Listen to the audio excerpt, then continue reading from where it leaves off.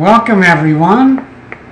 It's me, and this is a fireside chat, although there's no fire. Thank God. There's lots of fires in California and elsewhere, but not right here. So I don't mean it's a real fireside chat. I mean it's just a little reading from one of my books. Now don't turn away right away.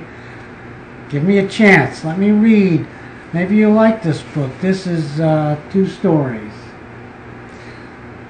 Okay, are you ready, Maribel? Yes. Okay. Well, we were already filming, so Maribel is my trusty assistant. Thank you very much. Not going to say anything? Okay, now I hope they can hear me. I hope you're close enough. Ready? Here we go. This is just an excerpt from the first story of 2 stories, which is titled Welcome to Oakland. But they're not in Oakland right now, but that doesn't matter right now. Ready? Ready. The front door was opened by a stranger who looked vaguely familiar. A tall, thin man with black hair wearing a gray suit, grim and cold. He was, not the suit. I'm here to see Nora. Before I could give my name, the stranger said brusquely, "You can't see her. She doesn't care to be disturbed." "What?" I said. "I'm Tom. She's expecting me." Paul was standing a few feet behind me, but I didn't introduce him. I mean, why should I? "Doesn't matter who you are. She can't be disturbed. She's asleep." He began to close the door, but I decided to act on impulse and pushed it back. "Who are you?" I demanded. He didn't answer, reaching for something under his coat. So I lunged in, grabbing his arm. "Hold it!" I yelled. The man had a pistol in a holster, which my quick move prevented him from drawing. I was getting good at taking guns away from people in this house. I put my other hand on it just as he began to clear the holster and kept shoving myself against him. He hit me on the side of my face but fell backwards, and I had the pistol in my hand. "You son of a bitch," he said.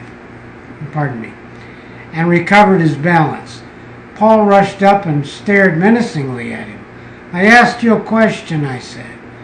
"Who are you?" I gripped the gun properly, pointing it at his chest. He said nothing. So I ran past him, yelling, "Nora!" and got to the stairs and headed up. Her bedroom door was slightly ajar, so I held the gun behind me and pushed it open. There was Nora, in bed, looking as white as the sheets. I could see why she hadn't answered. Her eyes were glazed. She looked drugged. "Nora," I repeated. She wasn't responsive. There were some pills by her bed, sleeping tablets. I grabbed up the bottle, and we got her into the car, and I sped to the hospital emergency room. Paul was the one who felt an ambulance would take too long to summon. Maybe so, maybe not, but I chose to believe him. They gave her quick treatment and decided to keep her there overnight. I signed some papers, and we waited for a while until the doctor, a female with a no-nonsense demeanor, told us Nora was in no danger. They must have pumped her stomach, although the doctor didn't care to tell us much because we weren't family members. She knew who Nora was and questioned us as to how Nora might have ingested the drug. All I could say was a weird guy was there in the house, but he had fled. I didn't tell her about the gun or that it was in the trunk of our car. Surprisingly, the doctor didn't call the police in, but made sure she knew where we were staying because she had to report it.